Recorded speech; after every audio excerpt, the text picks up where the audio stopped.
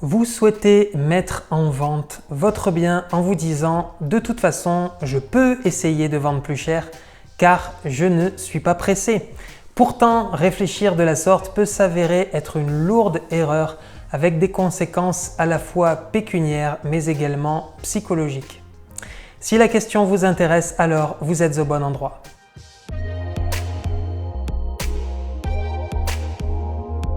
Bonjour, je suis Jean-Philippe Avon, agent immobilier à la transaction sur le Pays d'Aix et directeur de l'agence immobilière Valeur Ajoutée. Un certain nombre de propriétaires souhaitent mettre en vente leurs biens à un prix au-dessus de celui que le professionnel a préconisé d'afficher.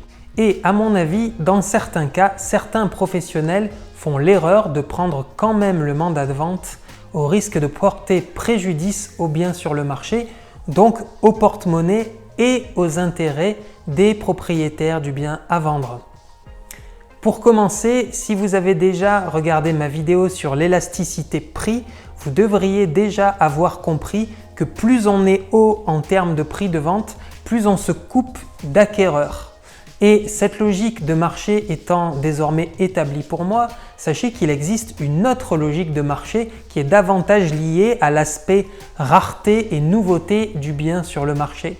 On parle en fait ici de psychologie des acquéreurs. En effet, lorsque le bien vient d'être commercialisé, il est tout beau, tout neuf et souvent pas mal de visites sont prévues au départ. Avec souvent, régulièrement, ce qu'on constate, ce sont de bonnes offres d'entrée de jeu. On constate alors un refus de ces premières offres de la part du propriétaire et ce même propriétaire se dit alors que s'il y a des offres d'un tel niveau si tôt, alors dans quelques mois, on trouvera forcément un acquéreur capable d'acheter à un prix plus élevé. Par conséquent, les premières visites confortent souvent psychologiquement le vendeur qui se dit ne pas être pressé dans son choix de vendre cher. Seulement, une fois le phénomène nouveauté passé, c'est ce qui se passe souvent, c'est que le nombre de visites s'amenuise progressivement pour atteindre le nombre de 0 ou alors par exemple une visite toutes les 3 semaines ou un mois par exemple. Et là, au bout de 3 mois, de cette façon, c'est le vendeur qui va commencer à s'inquiéter. Il va commencer non seulement à s'inquiéter, mais il va reprocher à son agent immobilier de s'être désinvesti de la vente et de ne pas faire davantage de visites. En réalité, l'agent immobilier a effectivement commis une faute, mais ce n'est pas en fait celle que l'on croit. En effet, l'agent immobilier n'a pas d'influence sur le marché et ne peut pas forcer le marché à acheter ou à faire des visites. Là où l'agent immobilier a commis une faute, c'est dans le fait d'accepter de mettre en vente trop cher et de ne pas avertir son vendeur des conséquences d'une telle stratégie de commercialisation et de ne pas avoir prévu un prix de vente évolutif mais cohérent en fonction d'un calendrier et d'un nombre de visites donné. Si ce que je viens de mentionner a été fait correctement, normalement le prix de vente doit un petit peu baisser et s'ajuster complètement au marché. En revanche, si le vendeur a été initialement informé et qu'il persiste dans sa volonté de toujours mettre le bien trop cher, alors il va porter préjudice à son bien sur le marché. Pour comprendre ce préjudice, il convient tout d'abord de comprendre comment une agence immobilière vend un bien aujourd'hui. Pour vendre un bien, sachez que 80 à 90% du travail de génération d'acquéreurs est effectué grâce à la publicité que l'agence va faire sur le bien via non seulement les différents supports publicitaires mais également les portails immobiliers. Par conséquent, une publicité va apparaître sur ces portails et sur ces supports. Lorsque le bien est publié pour la première fois, c'est la nouveauté et la rareté du bien qui priment. Donc souvent, un certain nombre satisfaisant de visites sont générées d'entrée de jeu. Seulement, au-delà d'un certain temps, à force de voir le bien sur le marché et sur les supports publicitaires, il va se passer un phénomène de dépréciation du bien aux yeux des acquéreurs qui, eux, vont finir par bouder littéralement le bien. Et cette diffusion prolongée sur les supports provoquant cet effet de répulsion auprès des acquéreurs s'appelle brûler le bien. On considère en immobilier que pour les biens standards, c'est-à-dire inférieurs à 800 000 €, un bien est brûlé au-delà de 6 mois de commercialisation. Ça signifie qu'au-delà de 6 mois de commercialisation, la diffusion sur les portails publicitaires peut commencer à devenir préjudiciable. Et plus le temps passe, plus la diffusion porte préjudice au bien. La conséquence de tout ça pour le propriétaire, c'est très important. En effet, les seuls acquéreurs qui se déplaceront alors pour visiter le bien auront souvent l'intention de négocier le prix de vente de façon plutôt agressive et n'hésiteront pas, par exemple, à négocier jusqu'à 20% du prix de vente. C'est donc énorme. Dans ce cas présent, le vendeur qui est alors aux abois risque de céder et de définitivement brader le bien afin de le vendre et de réaliser son projet de vie qui tarde à se réaliser. Ainsi, c'est un des seuls cas de figure dans lesquels le vendeur peut être amené à brader son bien sans le vouloir et sans avoir conscience d'avoir porté lui-même préjudice à son bien.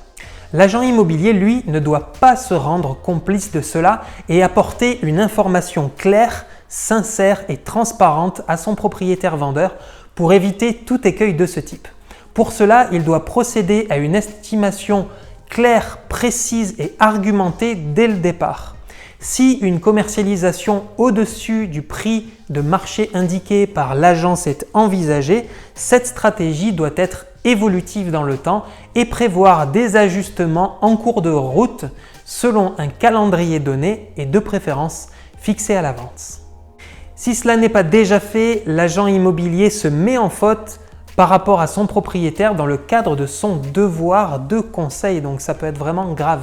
Par conséquent, veillez à demander une estimation précise, comme je vous l'ai dit, de la part de votre agent immobilier, de façon à disposer d'informations fiables dès le départ et que les ajustements ultérieurs soient effectués de façon sûre et en adéquation avec le marché. Prenons un exemple. Si l'agent immobilier dit que votre maison vaut entre 500 000 et 530 000 euros, et que vous souhaitez mettre votre maison à 650 000 euros, il n'est pas raisonnable pour un professionnel de l'immobilier d'accepter une telle commercialisation. Car même en descendant de 5% ou 10%, le bien ne sera jamais vendu, voire il sera préjudicié en raison des baisses de prix successives et insuffisantes qui plus est. Pour revenir à notre question, pour les vendeurs qui disent qu'ils ne sont pas pressés de vendre, je les invite à reconsidérer naturellement la question. Car évidemment, la question n'est pas de savoir si vous êtes pressé ou pas pressé, mais la question est plutôt de savoir pour vous si vous êtes ou votre bien est dans le marché ou hors marché. Ce n'est pas compliqué l'immobilier. Si vous êtes dans le marché, vous vendrez. Si vous n'êtes pas dans le marché ou dans la bonne fourchette de prix de marché, alors vous ne vendrez pas. Ainsi, peu importe le temps dont vous disposez pour vendre, soit vous êtes dans le marché, soit vous ne l'êtes pas. Ainsi, il vaut mieux se fixer un délai raisonnable de vente, à savoir 3 mois pour trouver un acquéreur en moyenne ou 6 mois grand maximum pour les biens en dessous de 800 000 euros. En France, à l'heure où est tournée cette vidéo, il faut 84 jours en moyenne pour trouver un acquéreur. Pour les biens au-dessus d'1 million d'euros, le délai de vente moyen, lui, est plutôt autour de 6 mois.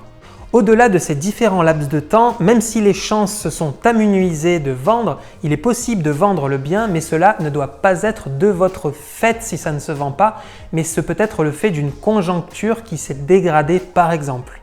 Mais en aucun cas cela doit être voulu. En résumé, veillez à toujours mettre un prix de vente à un prix cohérent en adéquation avec le marché, que vous soyez pressé ou pas. Ainsi, vous trouverez pleinement satisfaction dans votre projet de vie et pourrez tourner une page de celle-ci définitivement et dans les meilleures conditions possibles. Si ce n'est pas déjà fait, je vous invite à télécharger le guide de l'agence Vendre en 30 jours sur le Pays d'Aix. Pour cela, il vous suffit de cliquer sur le lien dans la description de cette vidéo juste en dessous. Si vous avez juste apprécié le contenu de cette vidéo, je vous invite à mettre un j'aime en cliquant sur le pouce vers le haut et à cliquer sur le bouton s'abonner afin de ne pas manquer les nouveaux contenus que nous publierons à l'avenir sur notre chaîne. Je vous remercie pour le visionnage de cette vidéo et je vous souhaite une bonne vente. À très bientôt.